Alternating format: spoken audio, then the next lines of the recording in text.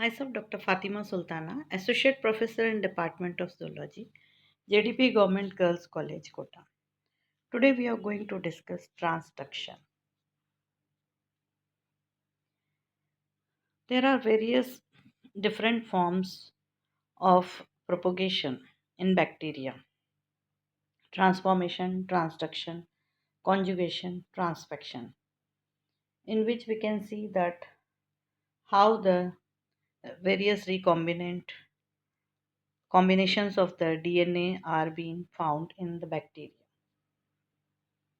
In transformation, we see that some floating DNA is integrated in the bacterial cell, whereas in transduction, the DNA is coming from the virus. That is, through virus, it is being injected into the bacterial chromosome. Whereas in conjugation, we see that two strains of bacteria come in contact with each other and a tube like connection is formed, and then the exchange of DNA takes place. So we see that in transformation, a bacterium takes up a piece of DNA floating in its environment. And in transduction, DNA is accidentally moved from one bacterium to another by a virus. In conjugation, DNA is transferred between bacteria through a tube between cells. Transposable elements are chunks of DNA that jump from one place to another. They can move bacterial genes that give bacteria antibiotic resistance or make them disease causing. तो हम bacteria में क्या देखते हैं कि विभिन्न प्रकार से जो है डीएनए में रिकॉम्बिनेशंस देखे जा सकते हैं। ट्रांसफॉर्मेशन में क्या होता है कि बाहर से कोई भी डीएनए जो है वो बैक्टीरिया की कोशिका में प्रवेश कर जाता है और उसमें इंटीग्रेट होकर के एक न्यू कॉम्बिनेशन बनाता है। ट्रांसडक्शन में हम क्या देखते हैं कि डीएनए जो है वायरस के द्वारा बैक्टीरिया के अंदर पहुंचाया जाता है। और कॉन्जुगेशन में क्या है कि दो विभिन्न प्रकार के बैक्टीरिया के बीच में ट्यूब लाइक कनेक्शन होता है और दोनों के बीच में डीएनए का आदान प्रदान होकर के नया कॉम्बिनेशन बनता है। और ट्रांसपोजेबल एलिमेंट्स में क्या होता है, डीएनए जो है वो एक जगह से दूसरी जगह जंप कर सकता है। तो इस तरह के बैक्टीरियल मूवमेंट जीन्स के होने के वजह से एंटीबायोटिक रेसिस्टेंस वाले जो है वो जीन्स बनाए जा सकते हैं। तो today we are going to discuss about transduction. Transduction is a mode of genetic transfer from one bacteria to another through a virus. There is no direct contact between the bacterial cells. The other ways of genetic recombination in bacteria include transformation and conjugation. हमने क्या देखा, जो genetic recombination के दो तीन प्रकार हो सकते हैं: ट्रांसफॉर्मेशन, कॉन्जुगेशन, ट्रांसडक्शन. ट्रांसडक्शन में जेनेटिक का ट्रांसफ़र जो है वो किसके द्वारा होता है? वायरस के द्वारा. तो इसमें क्या है कि बैक्टीरियल कोशिकाओं के बीच में कोई डायरेक्ट कांटेक्ट नहीं होता है, बल्कि वायरस जो है वो जेनेटिक मटेरियल लेके आता है जो उसके अंदर कोशिका, जो बैक्टीरियल कोशिका है, उसमें इन्फेक्ट करता है. तो इसमें जो है, जो वायरस जो बैक्टीरिया को इन्फेक्ट करता है उसको हम बैक्टीरियोफेजस कहते हैं. So in this process, bacteriophages, which infect bacteria, use host cells to multiplicate, and while assembling, they sometimes pack the bacterial DNA with them. Later, when these viruses infect new bacterial cells, the bacterial genome that they carry may get inserted into the host genome. Bacteria जो virus के द्वारा infect किया जाता है, उस virus को bacteriophage कहते हैं. तो what is the property of virus? Virus क्या है? वो खुद रिप्रोड्यूस नहीं हो सकता है, यानी उसका जो डीएनए है वो अपने आप रेप्लिकेट नहीं हो सकता है. रेप्लिकेट होने के लिए उसको एक होस्ट की आवश्यकता होती है, होस्ट जो कि लिविंग सेल. तो वायरस क्या करता है, अपना डीएनए उस होस्ट कोशिका में डाल देता है, और जब होस्ट कोशिका का डीएनए मल्टीप्लाई होता है तो वायरस का डीएनए भी उसके साथ मल्टीप्लाई होता है। और जब पैक होते हैं हेड और टेल, तो कभी कभी एक्सीडेंटली बैक्टीरिया के डीएनए को वो अपने अंदर पैक कर लेता है। अब ऐसा बैक्टीरिया जिसके अंदर बैक्टीरियल जीनोम है, वो फिर किसी दूसरे बैक्टीरिया को इन्फेक्ट करता है, तो उस जीनोम को उसके अंदर इंसर्ट कर देता है। तो हम क्या देख रहे हैं कि जो वायरस है वो अपना डीएनए बैक्टीरियल कोशिका में डाल रहा है। बैक्टीरियल डीएनए और वायरल डीएनए दोनों का ही जो है मल्टीप्लिकेशन हो रहा है। और जब पैक होते हैं वायरसेस के डीएनए, तो एक्सीडेंटली बैक्टीरियल डीएनए को भी वो अपने अंदर पैक कर लेते हैं।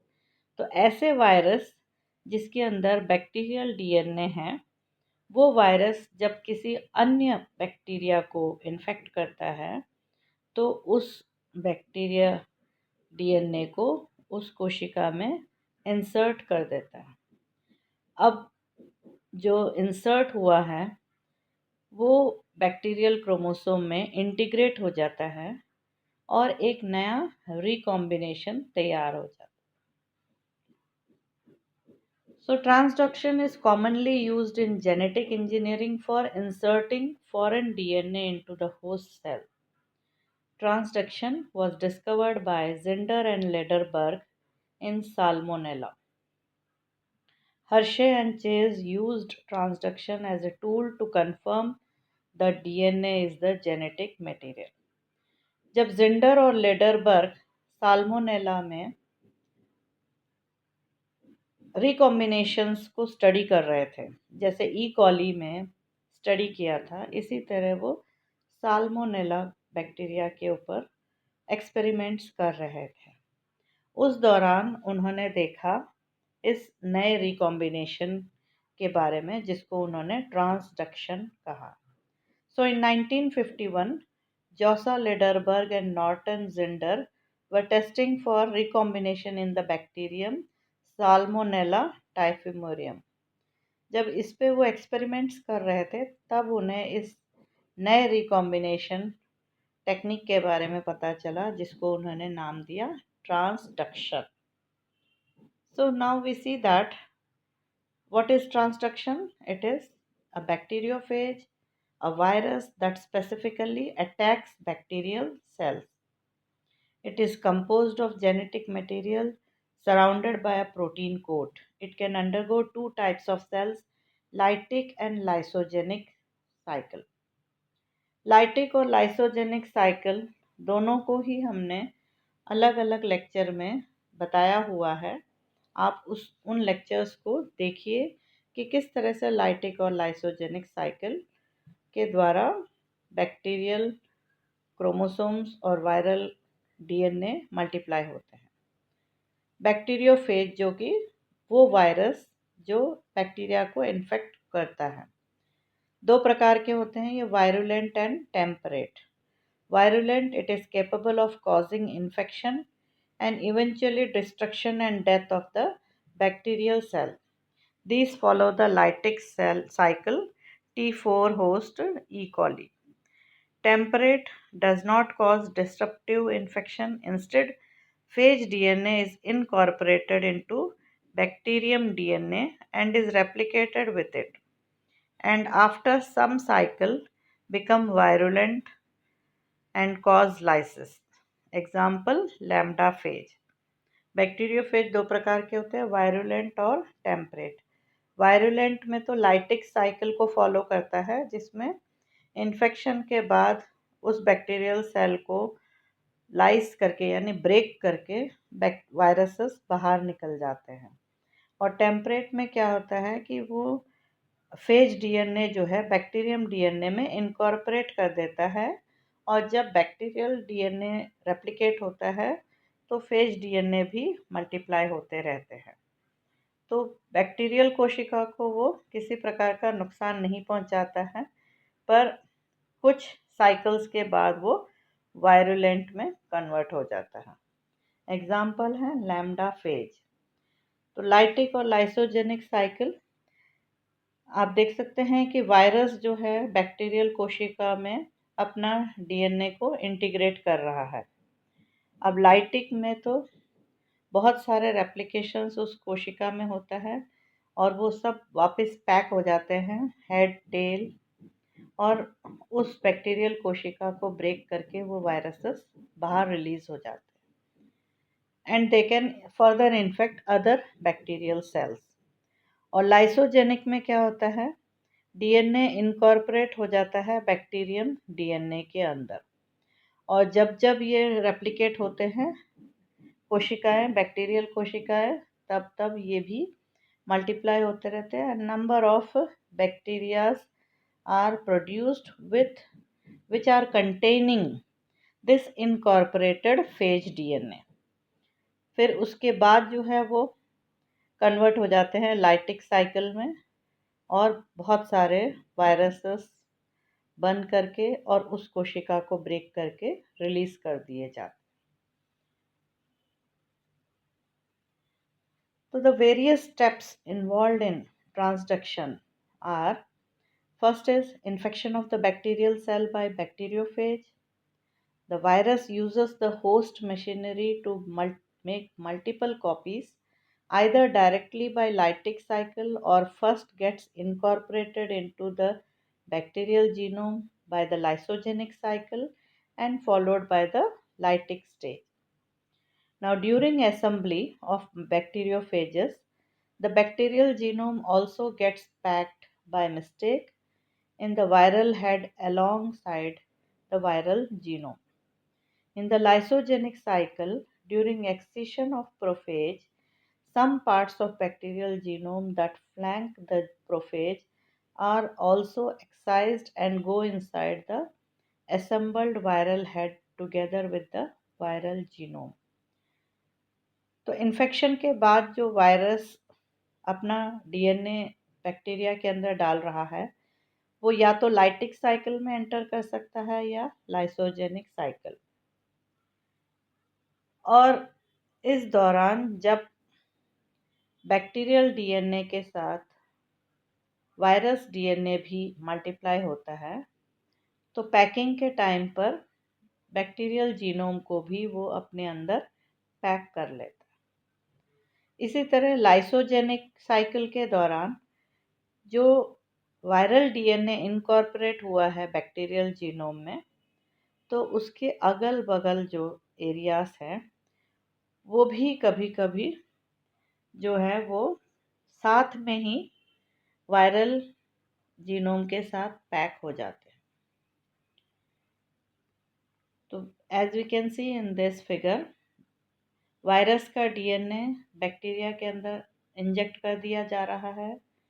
अब बैक्टीरियल डीएनए और फेज डीएनए दोनों ही मल्टीप्लाई हो रहे हैं। और दूसरा ये है, अगर लाइसोजेनिक है साइकिल तो बैक्टीरियल डीएनए के अंदर फेज डीएनए इनकॉर्पोरेट हो गया है और जब वो मल्टीप्लाई होते हैं तब तब बैक्टीरियल डीएनए के साथ वायरल डीएनए भी मल्टीप्लाई होता रहता है। Now, when these viruses infect another bacterial cell, they inject the viral DNA as well as donor DNA into the host cell. The bacterial DNA either forms plasmids or gets inserted into the recipient DNA if it is homologous to the recipient genome. Most of the time, it remains as an extra chromosomal DNA. It can also get inserted with the prophage if it is a temperate phage. So, the fate depends on the portion of bacterial DNA and also on the nature of bacteriophages. तो अब वो जो virus किसी अन्य bacteria को जाके infect करते हैं तो वायरल डीएनए जो है वो अपना डीएनए के साथ डोनर डीएनए को भी उस होस्ट कोशिका में डाल देता है।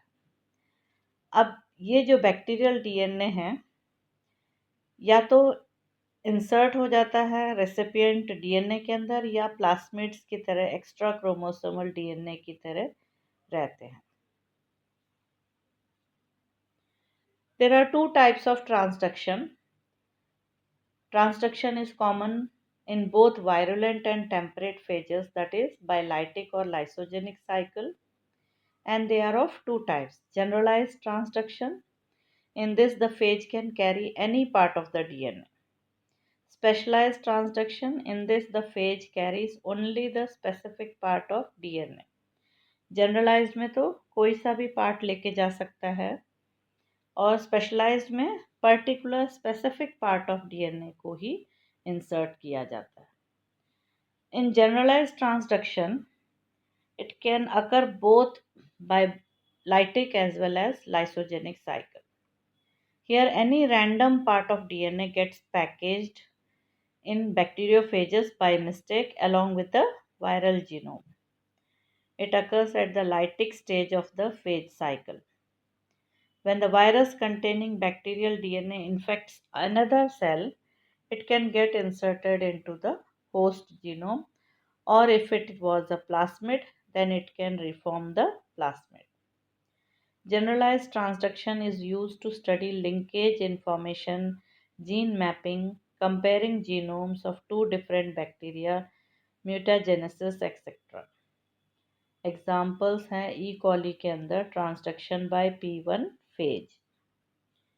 Specialized transduction can occur only through the lysogenic cycle, that is by temperate phage. Here only the specific part of the bacterial DNA is packed into the virus. It occurs when the prophage, that is viral DNA, which gets inserted into the bacterial genome in the lysogenic cycle exercises. When prophage exercises from bacterial DNA, some parts of bacterial DNA which are flanked on both sides of the prophage are also excised. Here the newly packed phage genome consists of both bacterial and viral genome. Specialized transduction किस में होता है? ये lysogenic cycle के द्वारा ही होता है। Lysogenic में क्या है? वायरल डीएनए बैक्टीरियल डीएनए में इंसर्ट कर दिया जाता है। अब जब वायरल डीएनए को कट करके बाहर आता है, तो साथ में अगल आसपास दोनों एंड्स पे जो है वो बैक्टीरियल डीएनए का भी कुछ पार्ट लेके आ जाता है। That is we can say कि दोनों तरफ वो फ्लैंक्ड बैक्टीरियल डीएनए को भी लेकर आता है। अब इस तरह का जो रिकॉम्बिनेंट जीनोम जब किसी अन्य बैक्टीरिया यानी नए बैक्टीरियल कोशिका को इन्फेक्ट करता है, तो वो बैक्टीरियल जीनोम वायरल जीनोम के साथ होस्ट जीनोम में इंसर्ट कर दिया जाता है। तो by this what we see that the recipient cell now shows the newly acquired characteristics, क्योंकि अब नए कैरेक्टर्स आ गए अपने खुद के डीएनए से, जो वायरल डीएनए के साथ पहले इन्फेक्टेड बैक्टीरियल जीनोम भी आ गया है, उनके भी characters. So we see that newly acquired characteristics are seen in the recipient cell. Specialized transduction is commonly used for isolation and insertion of genes of choice. Example E. coli के अंदर phage, lambda phage. Here you can see generalized में virus अपना DNA जो है वो bacteria में डाल रहा है। अब बैक्टीरियल डीएनए और वायरल डीएनए रेप्लिकेट हुए हैं उस कोशिका में, और वो सब नए वायरसेस में पैक हो गए हैं। किसी वायरस में गलती से बैक्टीरियल डीएनए भी पैक हो गया है। अब ऐसा फेज जो बैक्टीरियल जीनोम को कंटेन कर रहा है, वो जब किसी अन्य बैक्टीरिया को इन्फेक्ट करता है, तो उस जीनोम को उसके अंदर प्रवेश कर जाता है और नया एक रिकॉम्बिनेंट कोशिका बन जाता है। स्पेशलाइज्ड में क्या होता है, जो प्रोफेज डीएनए है यानी जो इनकॉर्पोरेटेड डीएनए है, वो जब अलग होता है तो उस बैक्टीरियल जीनोम को भी साथ में लेके आता है, दैट इज फ्लैंक्ड। अब जब ये किसी अन्य बैक्टीरियल कोशिका को इन्फेक्ट करता है तो नए कैरेक्टर्स देखे जा सकते हैं।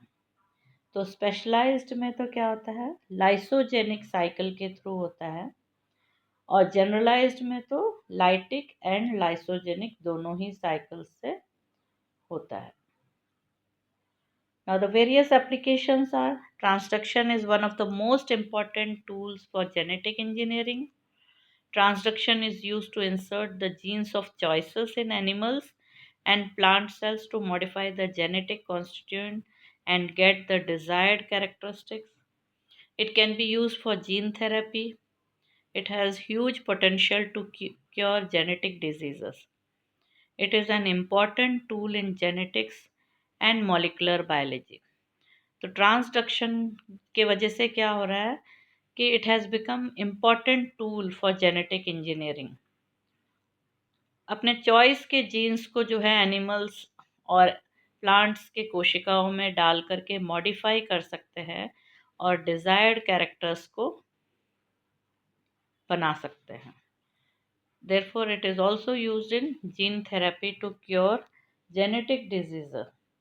So, we see that transduction has become an important tool in genetic engineering because we can make our own combinations of DNA by inserting the desired genes